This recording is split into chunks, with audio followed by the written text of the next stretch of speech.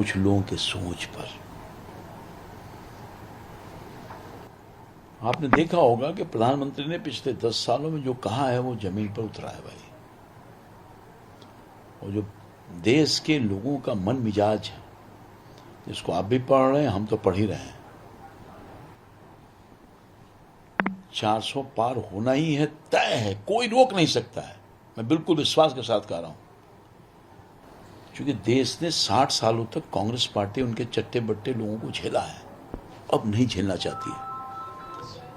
जिस पिछले 10 सालों में मोदी जी की गवर्नमेंट ने देश की अर्थव्यवस्था को मजबूत किया है, देश में भ्रष्टाचार से मुक्ति दिलाई है, देश के गरीबों के आंख के आंसू को पोंछा है, उनके जीवन स्तर को ऊंचा किया है, चाहे वो किसान हो, नौजवान हो, बूढ़ा हो, बूढ़ी हो, गांव हो, खेत हो, खलिहान हो, हर जगह 10 साल में परिवर्तन आएगा। जहां बिजली नहीं था वहां बिजली है, जहां सड़क नहीं था वहां सड़क है, 4 लेन 6 लेन एयरपोर्ट, देश तो उन्नति और तरक्की पर जा रहा है और खजाना लूटा नहीं जा रहा है। ये लोग परेशान हैं जो खजाना को लूटने वाले लोग हैं। ये लोग हैं जो अपने परिवार की चिंता करने वाले लोग हैं।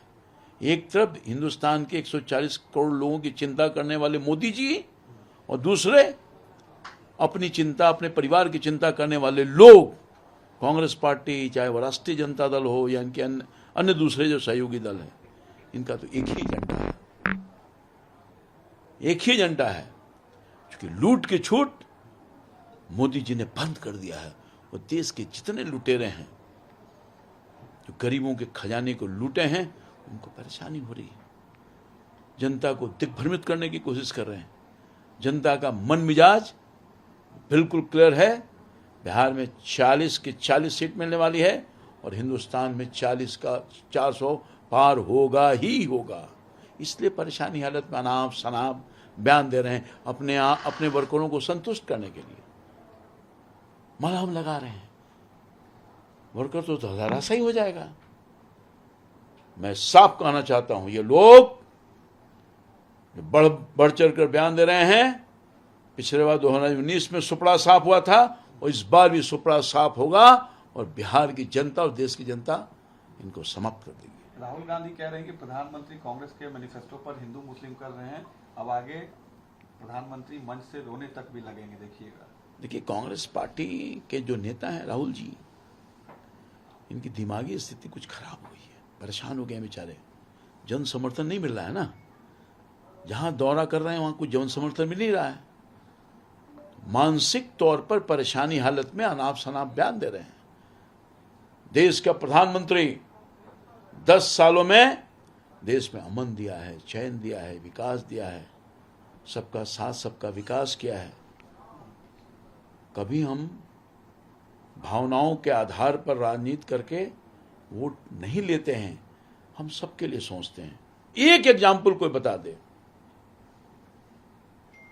कि मोदी जी ने ऐसा कोई काम किया है जिसमें किसी संप्रदाय, किसी समुदाय, किसी जाति और धर्म को छोड़ने का काम किया है। हमारे प्रधानमंत्री की सोच है, देश में एक ही जात है, वह है गरीबी। और गरीब है तो उसमें सभी जाति, सभी धर्म का लोग हैं। सबके लिए काम हुआ है, सबके लिए काम होगा और 400 पार होगा, 40 पार होगा। और ये सब के सब को आईसीयू में जाना पड़ेगा। एक आखिरी सवाल, कल सुप्रीम कोर्ट ने सारी याचिकाओं को खारिज कर दिया जो ईवीएम को चैलेंज कर रहे थे। प्रधानमंत्री ने कहा उन पार्टियों के मुंह पर यह करारा तमाचा सुप्रीम कोर्ट ने मारा है। देखिए, बहुत जमाने से ईवीएम पर सवाल उठाए जा रहे थे, मगर कल माननीय उच्चतम न्यायालय ने उन सब पर जो आशंका थी, जो शंका थी, उसको सबको बिल्कुल स्पष्ट कर दिया है। और ईवीएम का जो सिस्टम है वो ठीक है, उस पर मोहर लगाने का काम किया है। इसलिए माननीय न्यायालय को हम आभार व्यक्त करना चाहते हैं। और ये सब जितने जो अपने हार को छिपाने के लिए हार जाते थे, बैलेट पेपर से मांग कर रहे थे कई पार्टियां, बैलेट पेपर अरे मांग कर रहे थे। अरे सब हारे हुए लोग हैं ना, इनके पक्ष में रिजल्ट आया तो सब ठीक, इनके विपक्ष में रिजल्ट आया तो ईवीएम दोषी। तो उन सब मामले को बहुत बारीकी से सुन के समझ करके माननीय न्यायालय ने एक आदेश पारित किया है और सब पर जो क्वेश्चन लगता था उन सबको क्लियर कर दिया।